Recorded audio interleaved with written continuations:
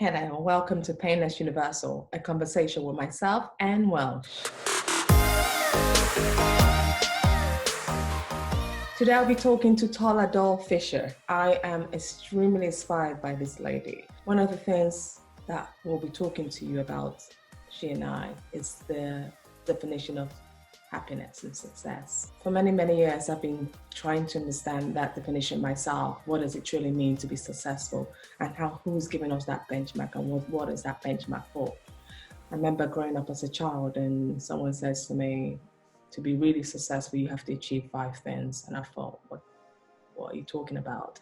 And you have to graduate, you have to get married, you have to have a job, you have to have kids. Finally, you have to have lots and lots of money. And I thought to myself, wow. And not just did they give me these 5 things, they also gave me age where you need to achieve all these things by. Tola will be joining me today to discuss that. And also, we'll be sharing her new book. Her new book is out. It's called Still Standing. It's 100 lessons from an unsuccessful life. Meet Tola. My name is Tola, I'm 34, and I'm currently living an unsuccessful life. I come from a family of high achievers, so I'm Nigerian, and in my family, if you're doing whatever you're doing, you have to do it really, really well. My mum speaks her native language, she speaks my dad's native language, she speaks French, Latin, and another native language in Nigeria. My dad speaks his native language, my mum's native language, Arabic, and he's learning Russian.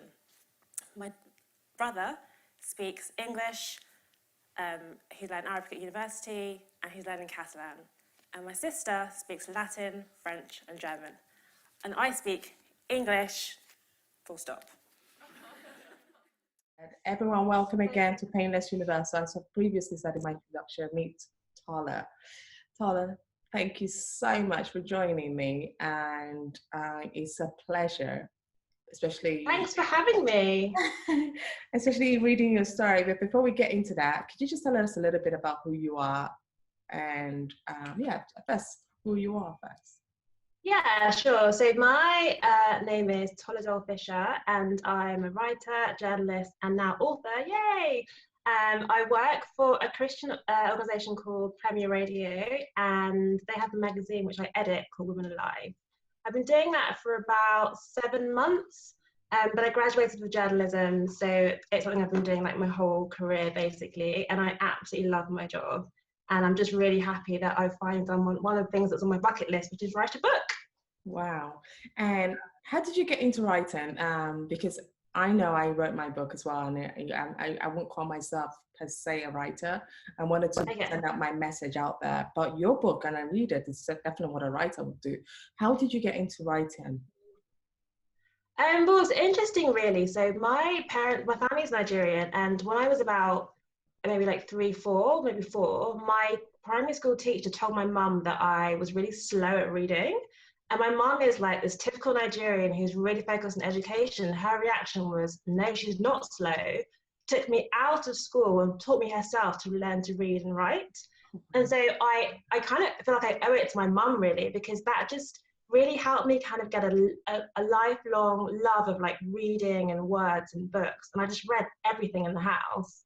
And then I just started like writing like little stories and things. And so also my mum said we couldn't have a TV because that was a waste of time. So there was nothing else for us to do apart from read and play. So I kind of grew up just reading and writing for fun. And so when people would say stuff like, oh, what do you want to be when you grow up? I always knew I wanted to be a writer. Whether that was a journalist or an author, I always knew I wanted to write. So I feel really blessed that I've kind of gotten to do that.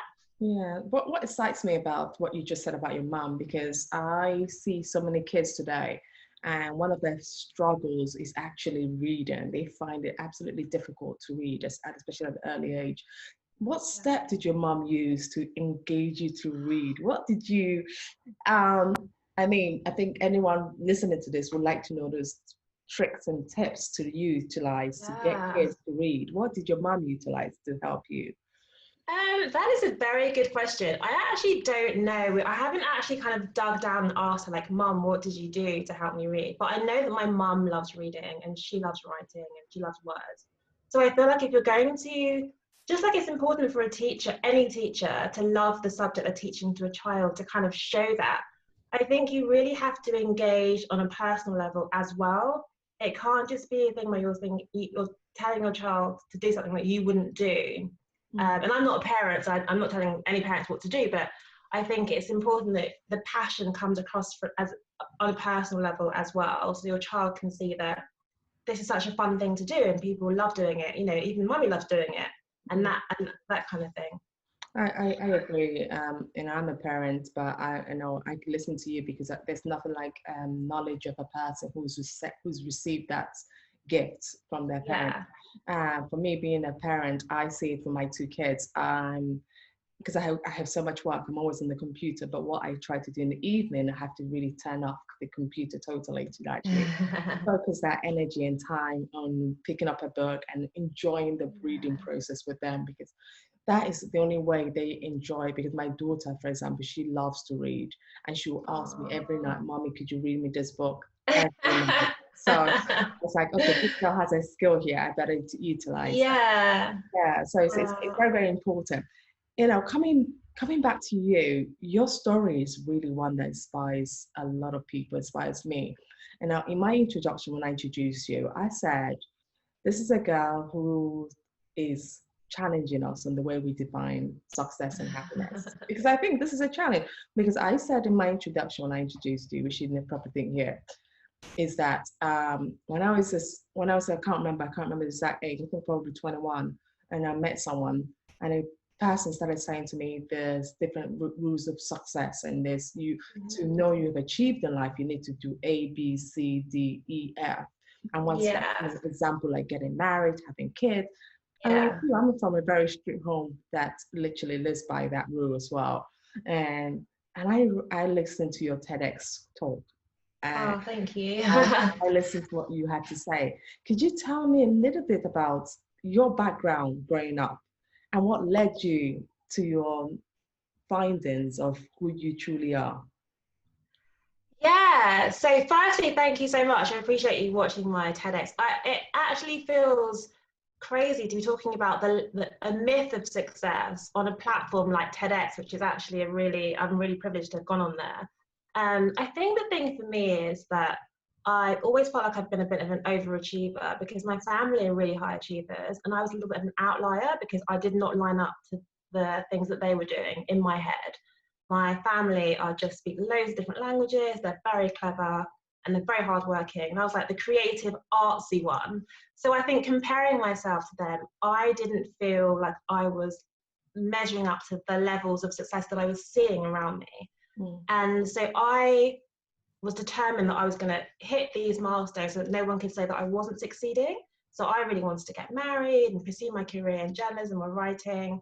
And so as it happened, I was engaged at 24. I got married when I was 26, I think. And then we had our first daughter when I was 28 or 29, and then she died not long after birth. And then I was divorced by the time I was 30, and I was hating my job. And I was looking around and I was thinking, I had all this stuff, this success, and now I have nothing. And I really realized that I was using those milestones to define who I was. And that's really dangerous and also really scary because it can be taken away from us just like that as I experienced. And I think what I've learned is when you get to those stages, there's always something else to chase. It's like success is this thing you're constantly chasing all the time. And it's really unhealthy. And I know that if you speak to people who are at the top of their game, there's always something else that they want or could be doing. And I think we have to learn from our own experiences and those around us that actually it's important to have your own individual measures of success, because that's the only way you can be really proud of yourself from deep within.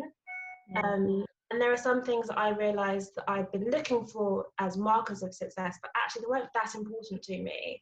And I suddenly thought, why do I want these things?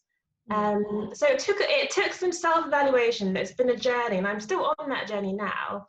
And one of the things I say in my TEDx and when I speak to people is, if social media didn't exist, what would you be really proud of, even if no one else knew?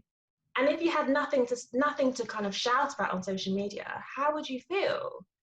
And I think we think about success in terms of how other people view what we're doing. And just like letting people determine what we do and our life choices, that's a very dangerous thing to do. That's an amazing way to look at it, because one of the best ways I do my reflection is when I go to a country with very limited internet, Yeah. very limited, you having the phone, you could only make basic calls. And when I go for work in those kind of countries, it's a place where I feel successful, because I play in the field with the kids, I'm running around, and Yeah. it's that place I reflect on what does it truly mean. But I'm going to you because I really need to understand, in your perspective, you got married at probably the same age I got married as well. When you got married, were you trying to just do things because your parents did those things? Or did you do it because at that time you were very madly in love and you wanted to get married? How was it for you at that time? I think it's a mixture of the two. So I definitely knew I wanted to get married, and my parents were like, "Come on, you're getting old. You're 20. You finish university, you get married." But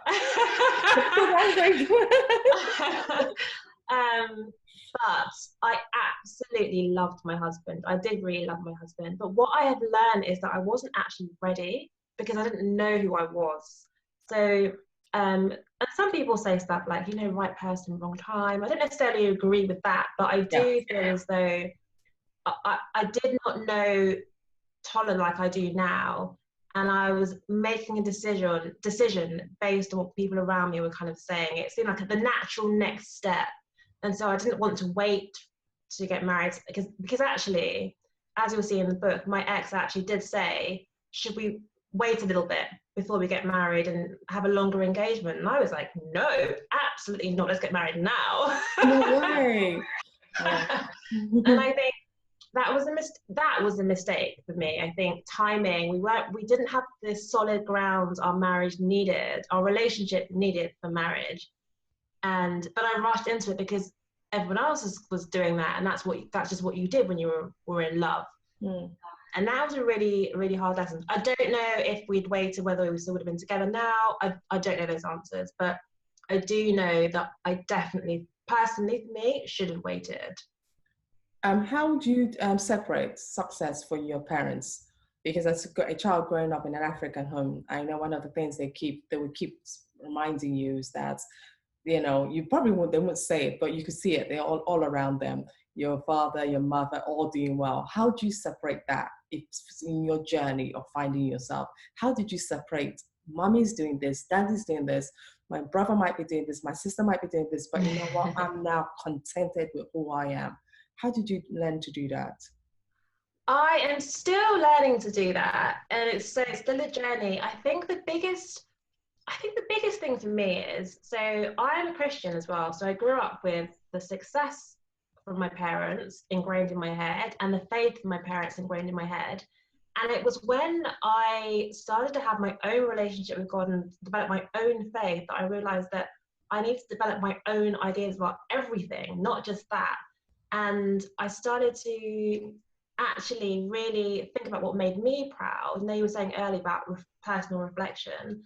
I was thinking, what makes me really bubble inside happy, and what makes me feel like I've had a personal sense of achievement, and what goals, what are my life goals for me, and how they look when I look at what I've been doing in my life. So if I look at the timeline of my life and what I've been doing in my career, my life in general, my friendship groups and all that kind of stuff, the highlights of my life for me personally, where I think those are the keys, those are what I'm really most interested in. And I'm trying to think of an example now. So just as an example, I did a TEDx talk, as you said earlier, but TEDx is a franchise of TED. So for a while I was saying to myself, that's not the real thing. You did a TEDx talk, it's almost like a runner-up prize of the real deal. And it just, I had to just sit back and think, but you did a talk, you stepped up on stage, it was your first time, and you did this. And so it was about almost like bringing in the markers that were my measure, and just being proud of myself and being kind to myself about how I was looking at it. So I was thinking, if someone else came to me and said the same thing, a friend of mine, what would I say to them in response? I'd be kind to them, and I'd be, really proud of them. So I wanted to be my own best friend as well, and be kind to myself about the things that I was doing and I was enjoying in my life. Wow. Yes, no, I'm really glad I listened to your TEDx talk, because it really inspired me about who you truly are. That talk is 12 minutes, but I would advise anyone listening to go listen to that talk, because you really hit home for a lot of people, especially a lot of people who come from high achiever families. And then on that journey, if you're also on that if you're slightly on that creativity side, where there's never a certainty with work, it's always difficult, but you really hit home. And anyone listening to that talk would really reflect about what it truly means to be successful. I like what you talked about Instagram or social media. I didn't particularly give any names, but you talked about social media. One thing you did say is that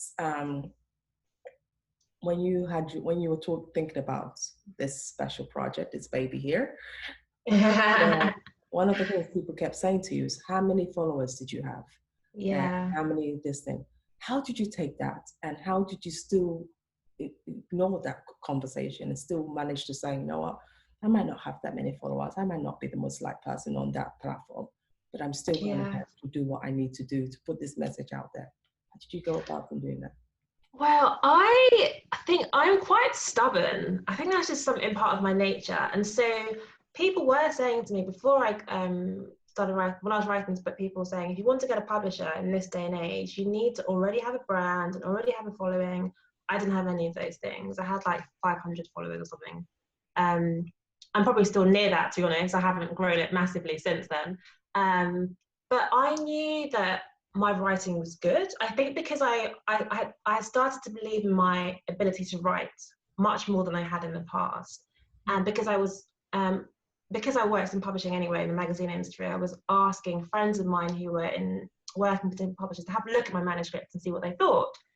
And even though they always said to me, it wouldn't work for our publishers, they would always say, but keep going, it's really good work.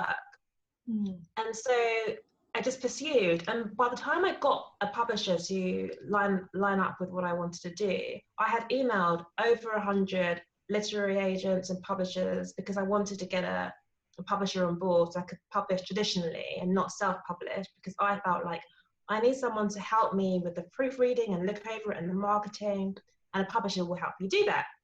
And so by the time people were saying to me,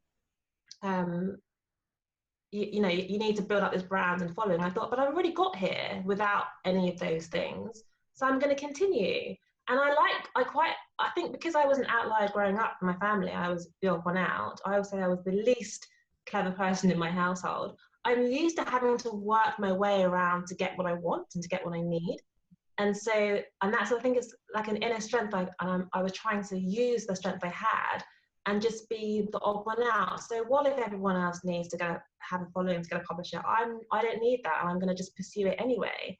So it was a stubborn determination, I think, overall. And I think you do have to just keep knocking. But those doors will open, and they're unexpected, but they will open if you just really continue and believe in yourself. And that's what I had to just keep doing. And there were moments when I thought, I can't do this, and I just throw my manuscripts away, and I would shut my laptop down and say, I can't do it. But I had really good friends who really believed in me and would say, you can do this, keep writing, and focus. And so I did. Well done, because we have this beautiful product still standing. So I'd like you to tell us a little bit about Still Standing, 100 Lessons from an Unsuccessful Life. Could you just tell us a little bit about your book and what motivated you? I think we've talked about it, but tell us a little bit. If anyone who's out there looking to purchase this book, what would they be learning from you, from reading this book? I think that why I wrote the book is because I've always written like a journal, so like not quite like a diary, but I've kind of day to day I write what's going on, what I'm thinking and stuff. And so this was started off as a collation of those journals from when I was during my separation with my husband and divorce and stuff. And what I was looking for, kind of advice or support in other people's books or talks, what I found was they were saying stuff like, had this horrible thing happen to me and it was awful, and now I'm here and life is perfect, it's great, everything I lost I have back, you know, I got divorced, I'm married again, I lost a child, I have another child, you know, all these different things. But I was right in the middle, and I didn't want to have to wait until I got to that end point just to be happy. I wanted to be happy now. I wanted to find someone talking about the middle of the journey. That's true. And so that's why I started writing, because I wanted people to know that you can actually live a really fulfilling life right where you are, right in the middle of your journey. You don't have to wait until things are perfect, or whatever that looks like or means to the world or to you, in order to enjoy stuff. And actually, it's really important, because that every season you go through will teach you something and you will learn something from it. So it's quite important to be present wherever you are and not try and rush on to the next thing.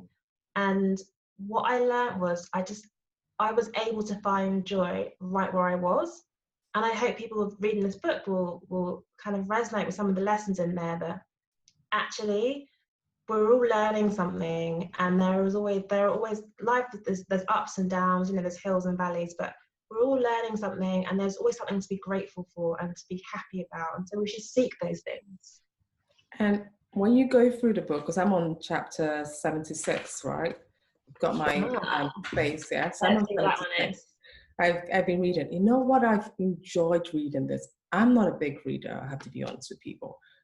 But with your book, the chapters are so short, so that gets me excited. Yeah. It's always this excitement with it. Why did you do it that way? That's a good question as well. I honestly, and this is not the original manuscript. This is probably the ninth version. I think it did start off being like a verbal diarrhea of words, for want of a better expression. And then that's the beauty of having a publisher, is they help you kind of narrow down what you're looking for, what you're trying to get your readers to see, and get your manuscript into that position that makes it accessible.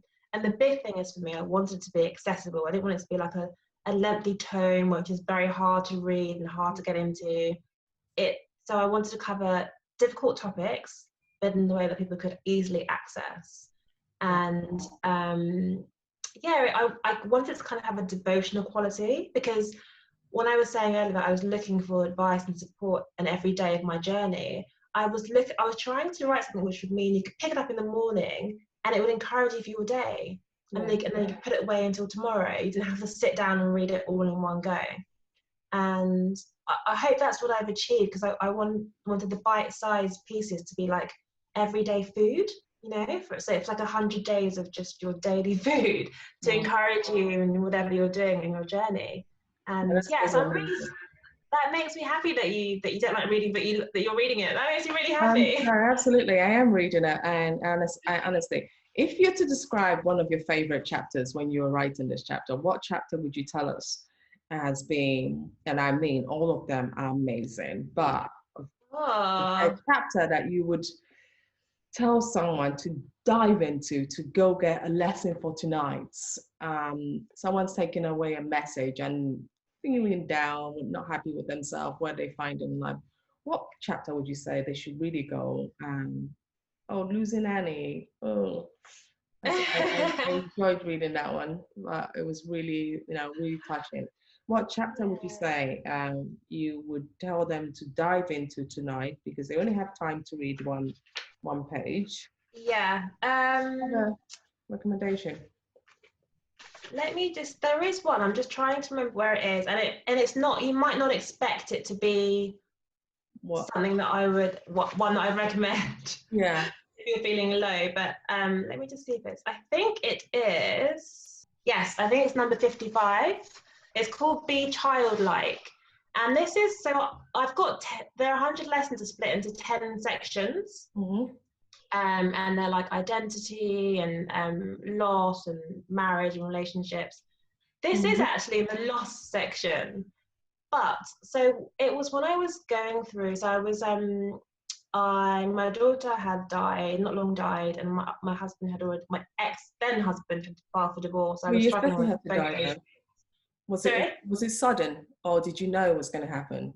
No, it was sudden, yeah. So I went into spontaneous labour, and basically Annie's lungs collapsed. So I was 24 weeks, so baby still survived, but you know she just didn't.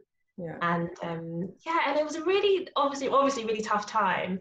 And I was sitting in this lesson, I explained that I was sitting in church and there was a baby behind me, and I'd always loved babies, but up from then on I thought I don't want to see another baby. I hate seeing people that are pregnant. It really makes me feel sad.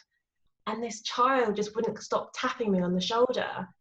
And I remember feeling quite irritated, and I wanted her mum to take her away. But what happened was I turned around and I don't know, I think I planned to say, can you please, control your child? And then I turned and child.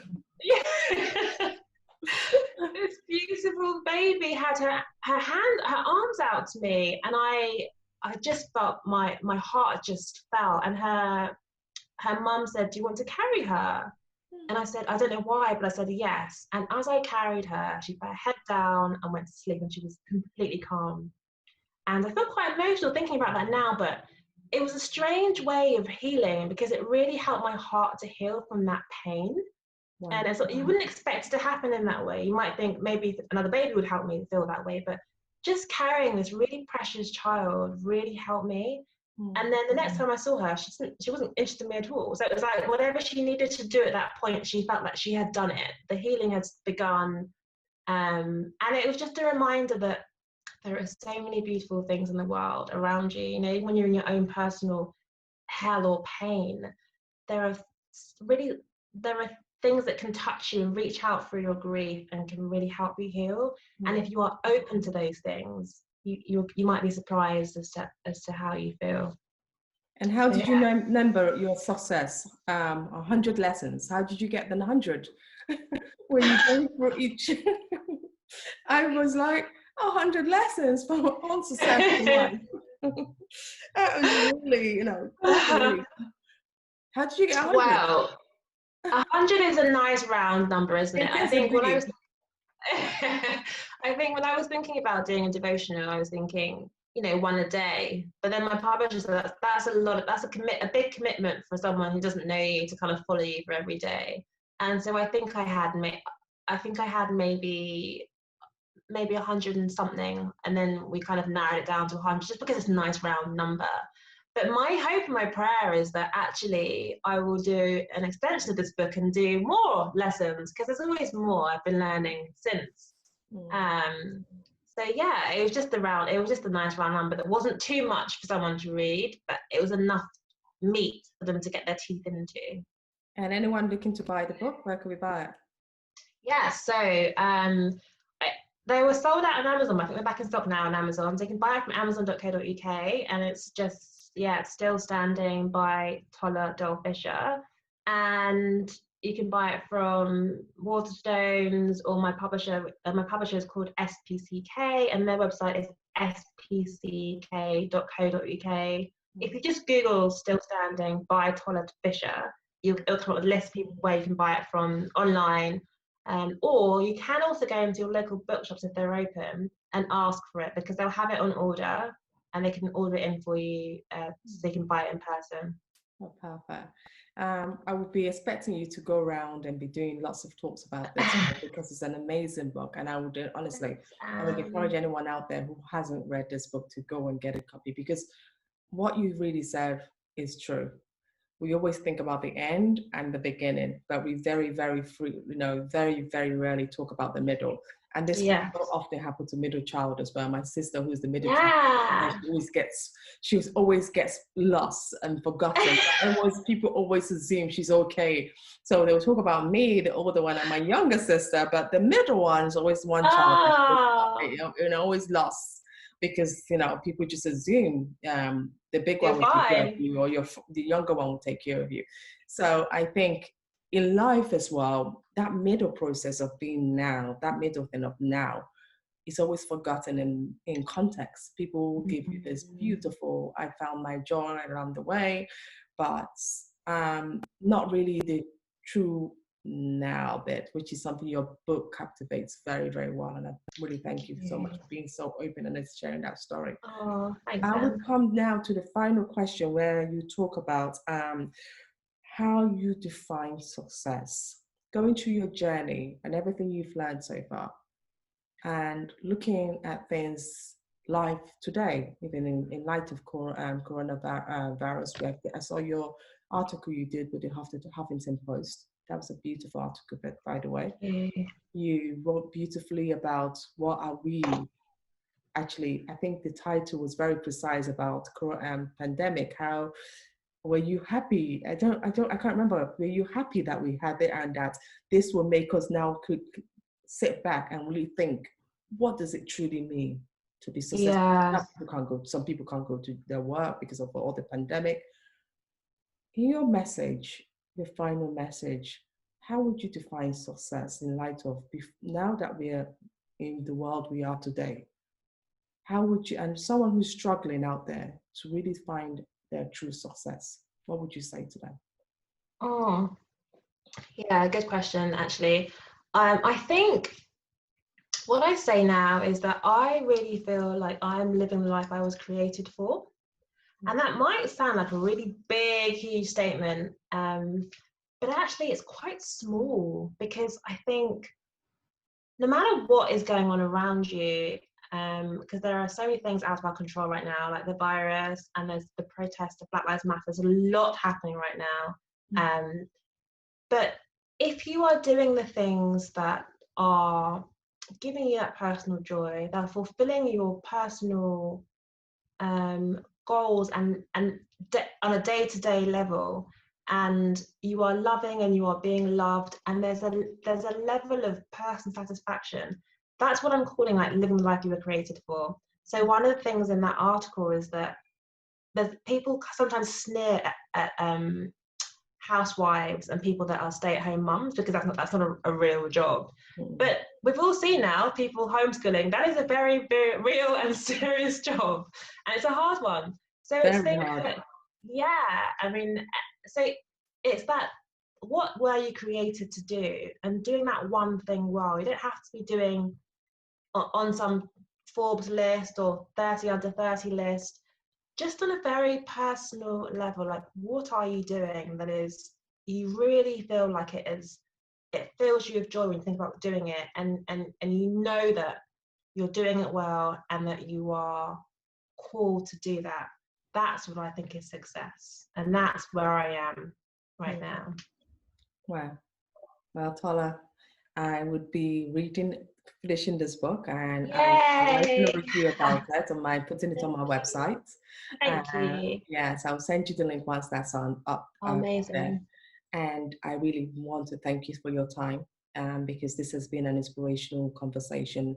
I've learned from you, and I'm sure everyone else listening would have learned a thing or two, or if not learned, reflected about their own definition of happiness. Thank you so much for joining me on Painless Universal Conversation. Thanks, Anne. Thanks for Thank having you. me. You're welcome. Thank you.